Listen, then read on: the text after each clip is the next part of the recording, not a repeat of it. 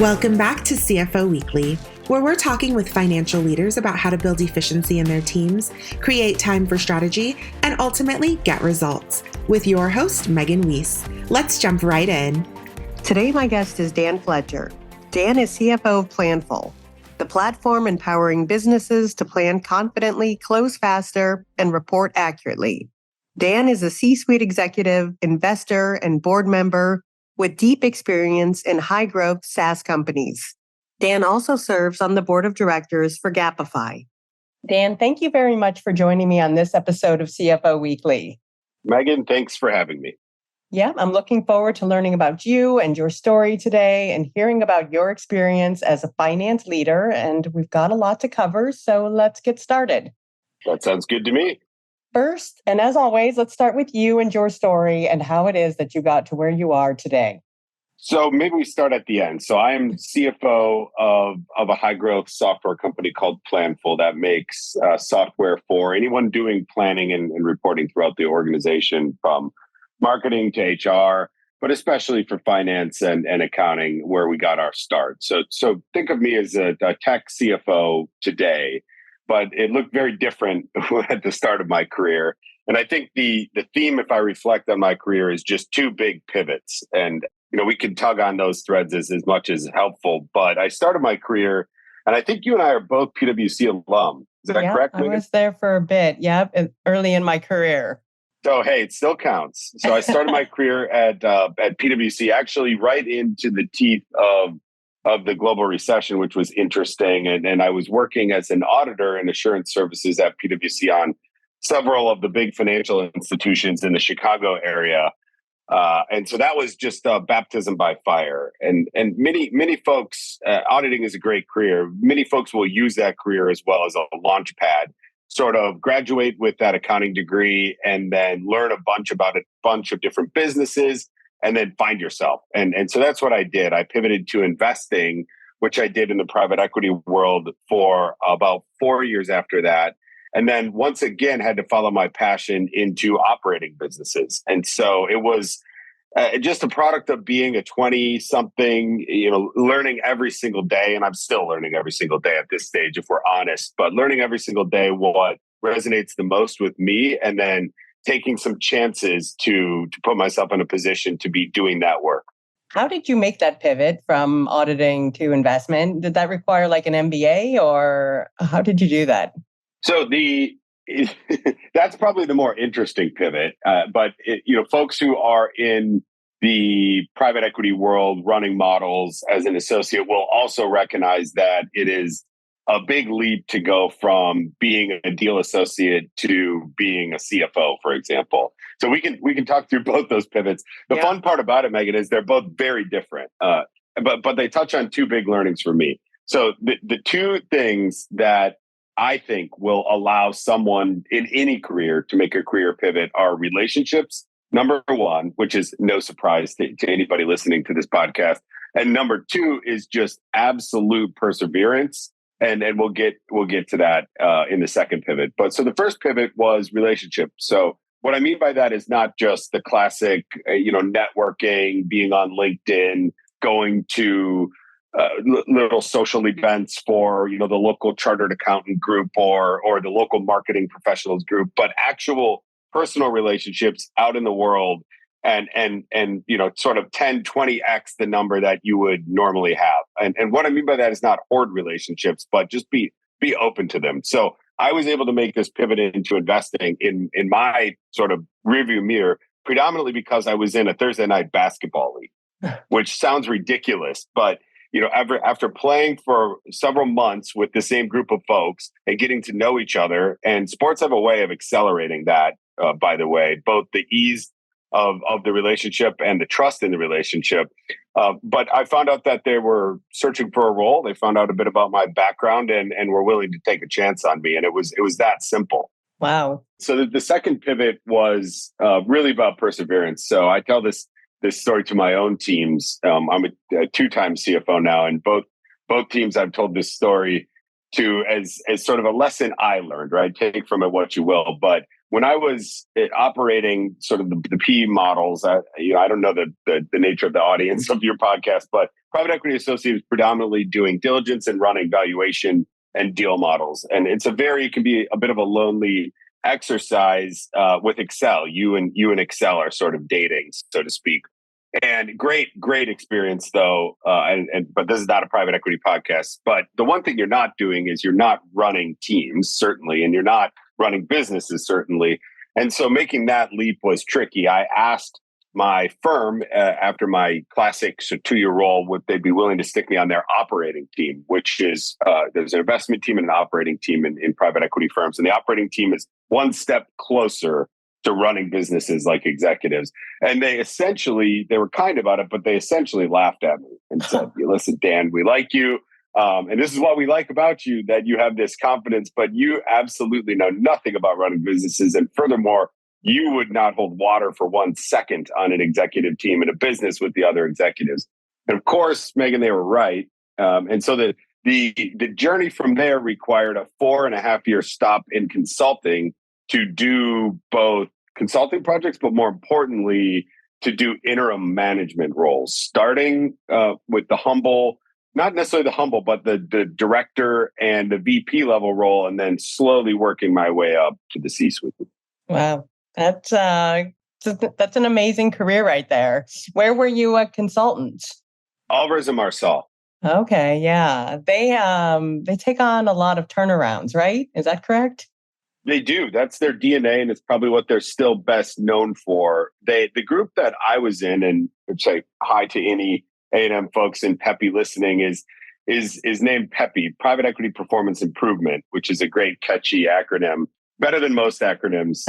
And what PEPI does, there's many disciplines within PEPI, but one specific discipline that I sat in is this interim management practice, with sub-practice you might call it, which when a private equity firm goes and invests in a business, they often show up on day one after close with a 100-day plan, or they need a 100-day plan, but they may not have all the right butts in the right seats on the management team. Some of the management may have made good money in the exit and maybe on to their next thing. Some other management might not buy into the go forward, and there are holes on that management team. And one of the things that A&M has learned to do is grab good athletes who can sit in those roles and execute the vision of the new board, which is the PE, but also bond with the team and be in the trenches when the bullets are flying with the existing management team. And that's a very hard needle to thread to be able to win the trust of both groups. And as you mentioned, today you're a CFO at a company that helps CFOs manage financial performance, Planful. So first of all, do you use your own software? Of course, we run our business on Planful, and I'll tell you what, we got a screaming deal, as you might expect, on the software at $0 price tag, which I love as CFO. And talk to me about the product. Planful is for anybody doing financial and operational planning and reporting anywhere in the business. And that's an evolution. The company started out in the kind of mid 2010s, early 2010s, specifically focused at the office of the CFO. So think classic FP&A and accounting processes.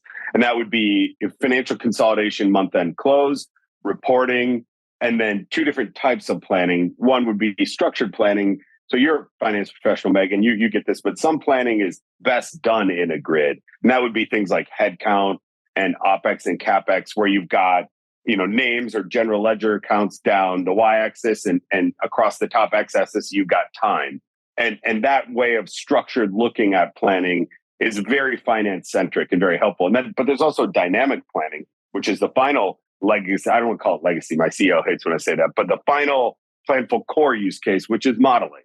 So building a sales capacity model, or a SKU level demand forecast, or a commissions calculation module. And so Planful historically offered that record to report, which was consolidation of reporting, and your planning and budgeting use cases with the two different types of planning.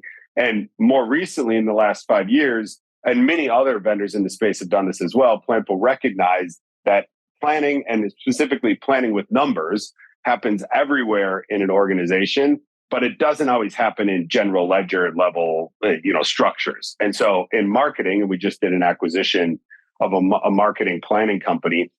In marketing, they're planning in campaigns and programs and allocating funds against those campaigns and tracking the results very differently in leads and net new names. And in HR, they're planning in headcount and recruiting metrics and retention metrics. And in IT, they're planning in projects. And so the idea is that Planful should be the planning tool for the entire org. And, some areas of the org were much more mature, like marketing and IT and HR, and other areas were still more unstructured planning, like the modeling I talked about. And we all know that technology is becoming increasingly important to being a high-performing CFO. And notoriously, finance and accounting has been slow to embrace new technology. So talk to me about whether or not you're seeing CFOs that are still resistant to adopting technology and how you're getting them to accept your product. This is a fun one, but Megan, I'm going to turn it around on you. You are an award-winning podcast host that, who speaks to many CFOs and financial leaders. Do you think there has been a hesitancy of the folks you speak to adopt technology, and why do you think that is? The people that I speak to, I would say no. A lot of them are fully embracing technology, but a lot of them are also forward thinking.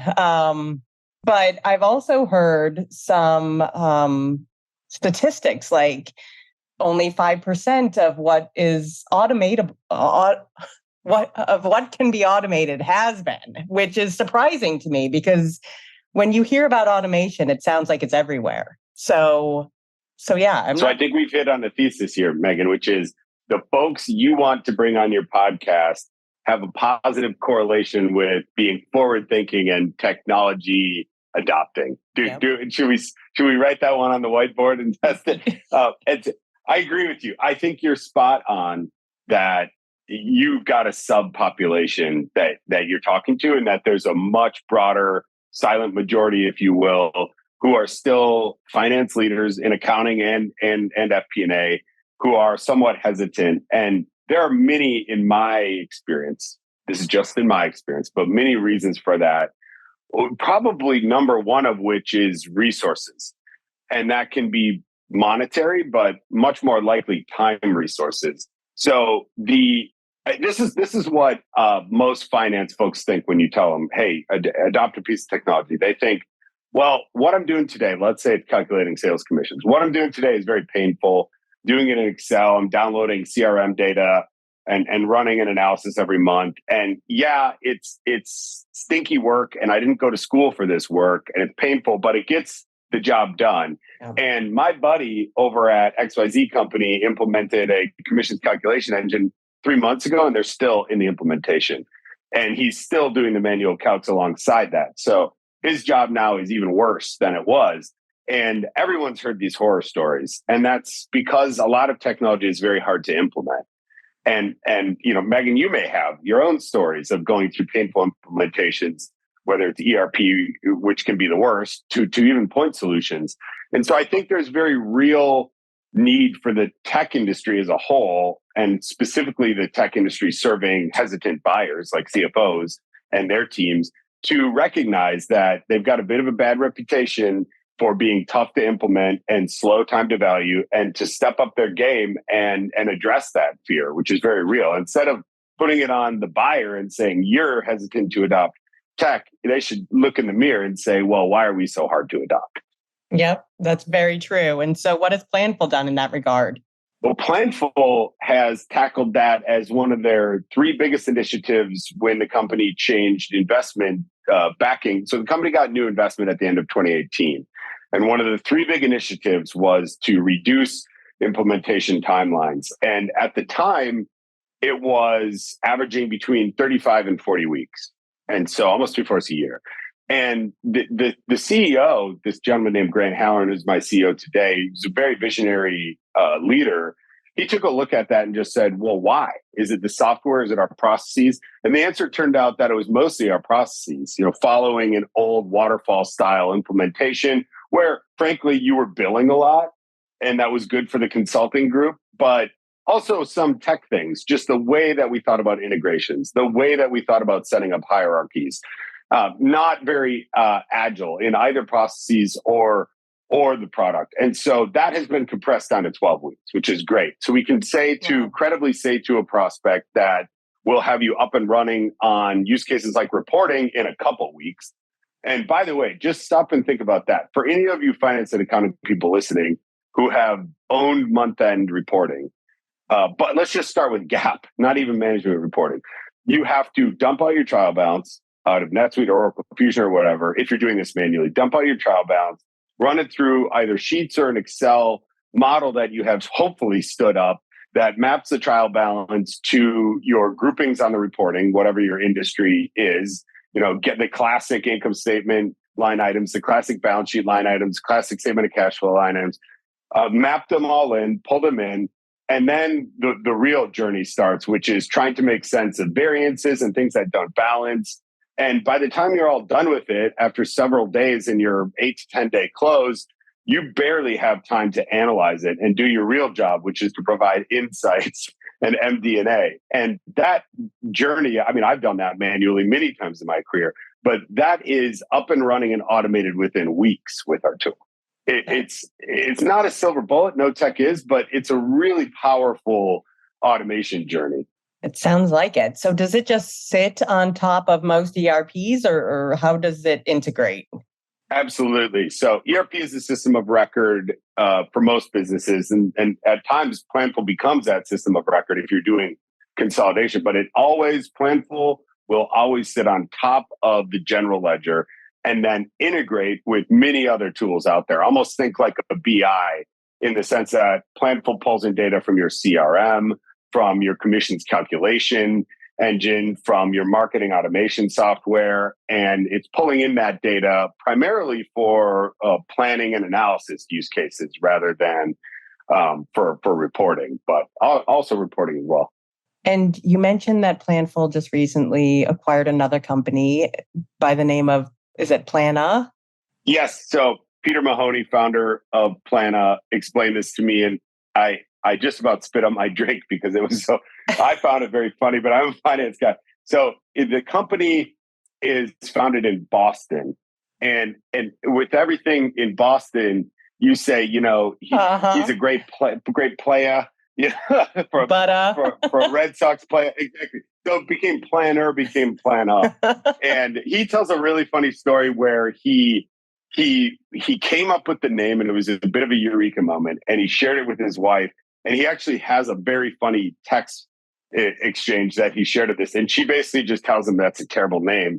And yet he kind of already had decided on it. And look, it didn't stop him from executing a great merger a couple years later. So good for Peter. But yeah, so that's the name of the company, Plana.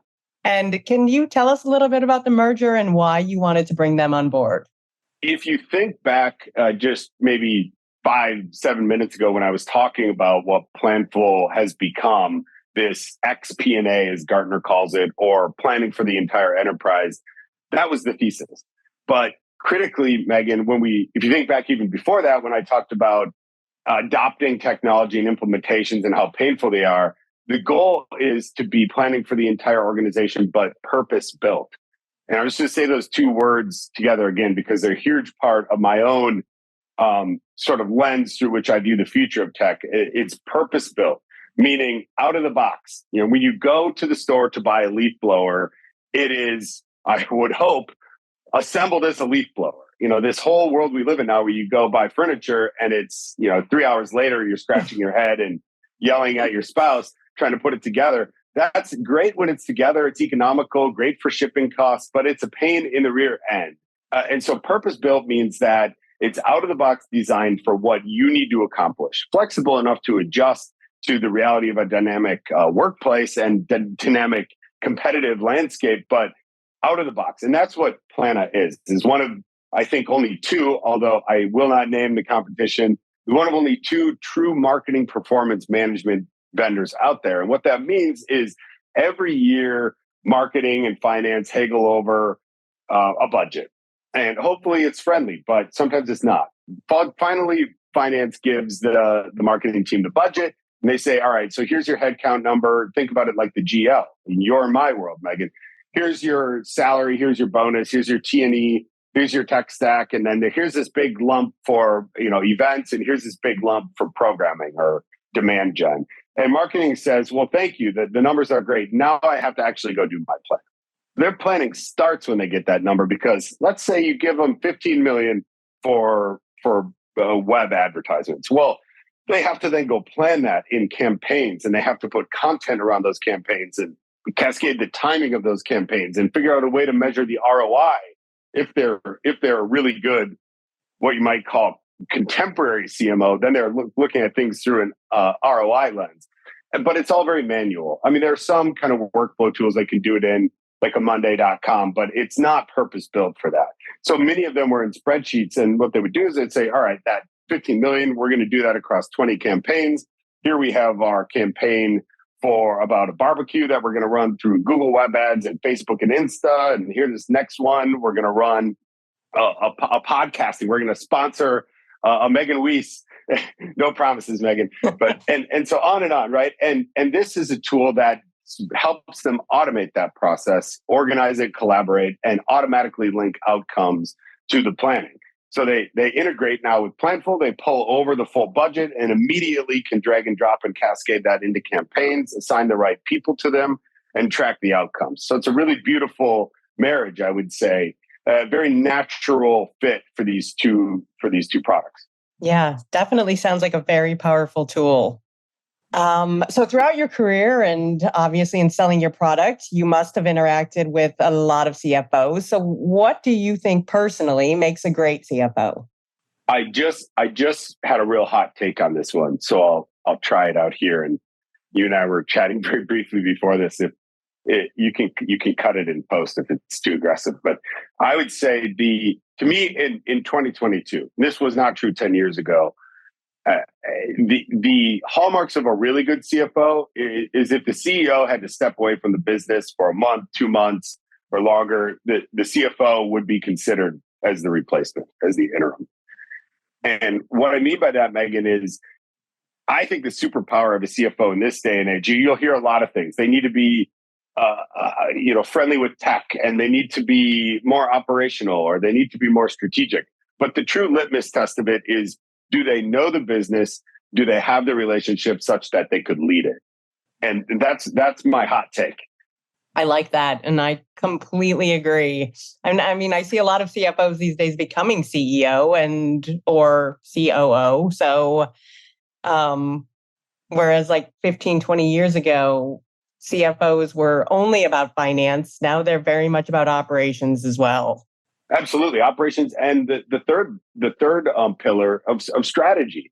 Yeah, and so what I mean by that is, you have to understand the why of the business. Why does it exist, and where is it headed, right? And I think CFOs have been historically a step removed from that. That was the purview of certainly the CEO and the board, and perhaps some of the more go-to-market or production-oriented executives if it's a product company. And so now the CFO needs to have a seat at that table. And the benefit, the reason the CFO role is so incredible, in my view, is you have not only the excuse, but the mandate to know every part of the business. You have an open door, as long as you partner the right way, to understanding and partnering with everyone from marketing to IT to HR to the shop floor to all the retail branches out there. It is your mandate to know those businesses. And what other exec can say that? Only the CEO. Yeah, and you just mentioned partnering in the right way, but how can a CFO partner in the wrong way, in your opinion? What does that look like? Oh, first of all, you have to be useful. Yeah. And so if it's always a one-way street, you're going to someone and dealing with budget compliance and asking them for metrics and asking them to explain things, then it's very one-way transactional, and you'll never be pulled in and trusted the right way. So table stakes is you must be useful. And then there's, of course, and frankly, many people will say this, but I had to learn this the hard way, that you have got to understand how to balance the very real requirement of a CFO to protect the business, to manage costs within the budget, to make sure things that are being invested are producing an ROI, to instill the right governance around the business. You have to balance that requirement with also the very real need to, like I said, be useful, but to partner with the different executives and help them accomplish their mission. Many actions of which will be very antithetical to a normal CFO. Deciding to spend more than you had in the budget is a great example. Deciding to take on a little bit more risk in a contract on limitation of liability than you normally would because it's hyper strategic.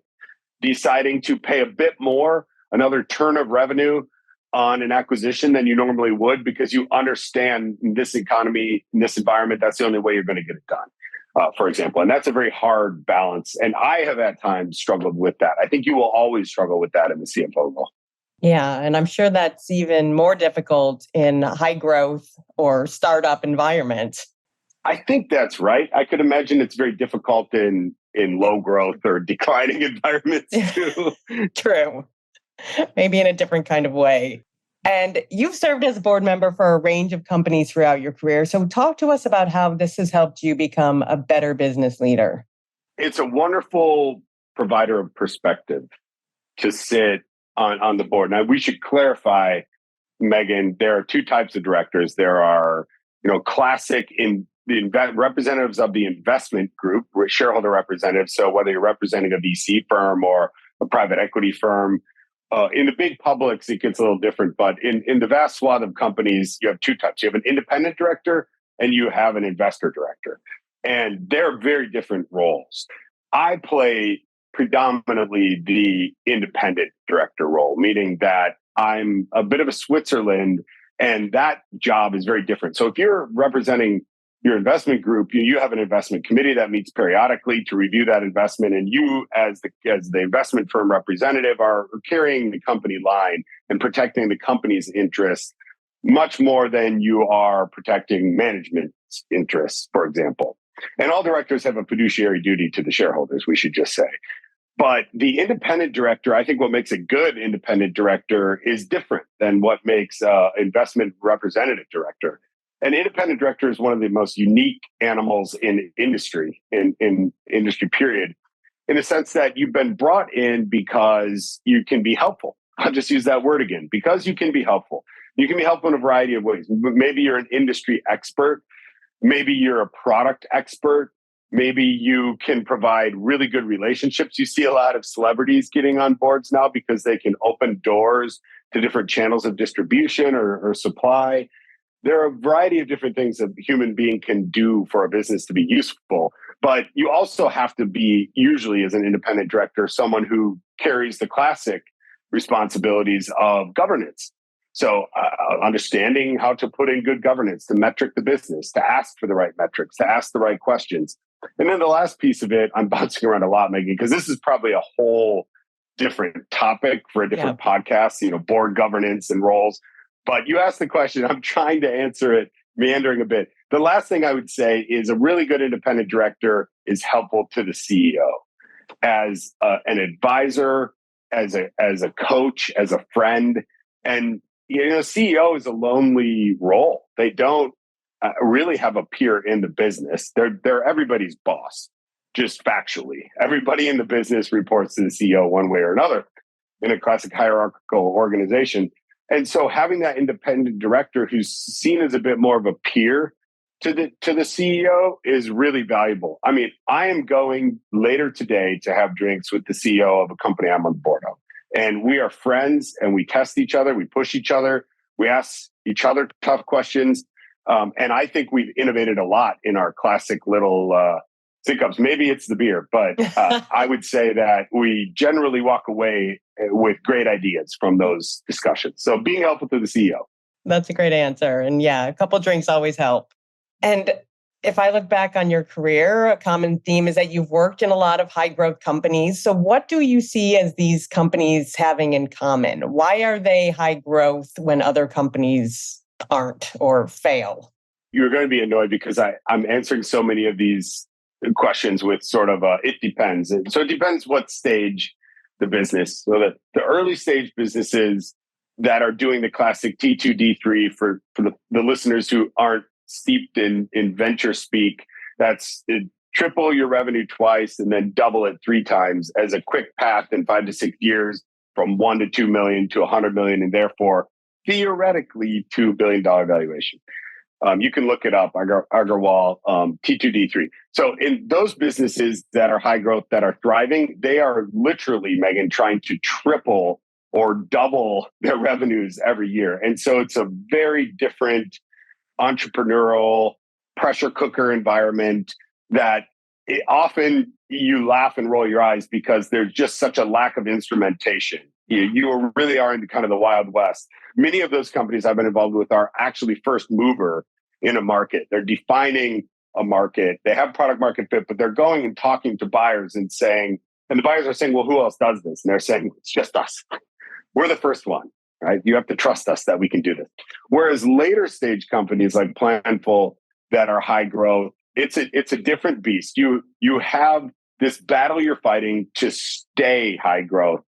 And the natural decay of that energy, of that, it's kind of like an entropy. It's like the bigger you get, the more drags you down. And I think there have been great pieces written at companies who've shed that, like Salesforce and Workday are great examples of companies that have stayed high growth. And so it's this constant battle to actually say what you're not going to do and to be laser focused. Whereas in a startup, you know what the mission is.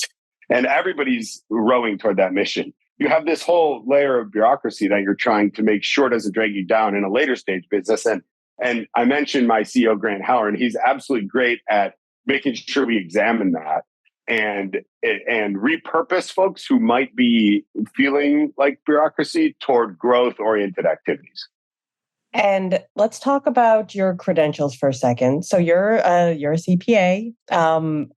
First of all, do you think that a CPA is necessary these days to become a CFO? And if so, or if not, what is the best path to becoming a CFO? I do not think it's necessary, and the data would support that. I think there are many paths to CFO. You could be in classic corporate accounting, in which case you probably have CPA, corporate finance, so the sort of FP&A track, which is probably the most popular. Now, I think the data bears that out. You could be in consulting, sort of think the work I was doing at A&M or one of the big 3 strategy firms. You could be in investment banking or private equity. And I think that speaks to the sort of multi-tool nature of the role, that there are so many drastically different paths to get there. But whereas 20 years ago, CPA was a requisite, you had kind of the Arthur Andersen, the big 4, big 5 audit partner track to CFO. I think that, I'm not breaking any news here to say that has fallen out of favor with investors and boards. But I think, and I actually may write a little piece on this because it's been really on my mind lately with the FTX news and just thinking about some of these things that have happened over the years with, Health South and Enron and FTX. And, I think that we're starting to see some symptoms of the pivot from CFOs who have pride in integrity and governance, and there's a reason for the pivot away from that because it's growth at all costs, especially when money's free for almost 15 years. But there's a cost to it as well, Megan. And I think we're seeing that cost now with businesses that got out over their skis on investing and are having to cut now. And that kind of lacked that voice in the room, that CFO to say, I'm a champion of controls. I'm a champion of return on investment. I'm a champion of integrity. And so I think there's always going to be a place for the CPA. Because to me, a CPA is not just a validation of technical skills, but it's someone who is vouching that they understand integrity in business. Take in reg, for example, and take ongoing CPE for business ethics, and that's top of mind for them. In addition to the other skill sets you need today. So that was a long. I'm just going to hop off my soapbox now and let you talk for a minute. That one you can tell is top of mind for me. Yeah, no, and I completely agree. I mean, I talked to a lot of CFOs today that come from engineering or marketing. I even spoke with one the other day that was an architect early in their career. And yeah, I mean, I think that's great. And the CFO is definitely becoming more well-rounded. But I do agree that there's definitely a need for kind of that traditional background somewhere in there, whether it's your controller, your CFO, whatever the case may be. I think if you're going to be a CFO from outside the world of accounting, you do yourself a big favor by over-indexing toward learning outside of your formal educational structure.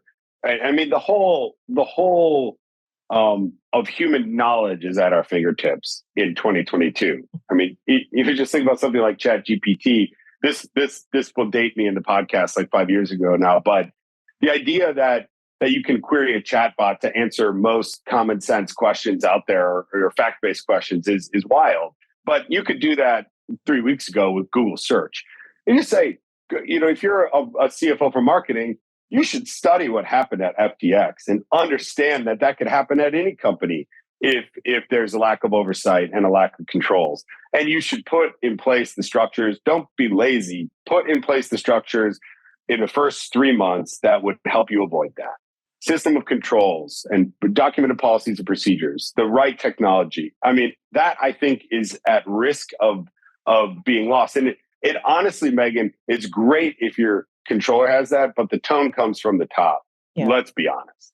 The CFO has to care and has to be conversant in that stuff. And if I'm a board and I have an audit committee, I would be absolutely asking the CFO and testing he or she to make sure that they're across those areas of the business. And you just gave us some, but what other advice do you have for CFOs or aspiring CFOs who are listening today? Oh boy, don't get the small children out of the way before you take the CFO role. Just sharing with Megan, I've got two small, a 2-year-old and a 3-week-old, and it's a great to balance those things. But it's an honor, right? And I say that not to be sappy, but goodbye sleep, I'm sure. I think I would go back to what I said. I think the number one thing a CFO needs to do is to be useful. And in order to be useful, you have to understand your business. You have to be an expert on the industry and the business. And there's nothing stopping you from doing that research now. Like I said, on this World Wide Web thing, you can go out and you can download industry reports and you can learn the history. Who were the first movers in your space, in your industry, and how did it evolve over time? Who has acquired who? And how have the products evolved, and just become as good at talking about and holding water in your industry as your CEO. And you'll find that doors open, and you'll find that you can be helpful and useful to people that you otherwise wouldn't have been if you were only focused on the finances. And last question, but as we sit here staring down 2023, what are the challenges lying ahead that are keeping you up at night? Other than your 2-year-old and your newborn? The biggest challenge I have is I don't have a crystal ball, and that is killing me. That is a challenge. What I mean by that is we just don't know. Everybody is riding this roller coaster of uncertainty right now, where signals are positive and you're going up, and then signals are negative and you're going down, and it sometimes changes within the day, but certainly changes multiple times within the week.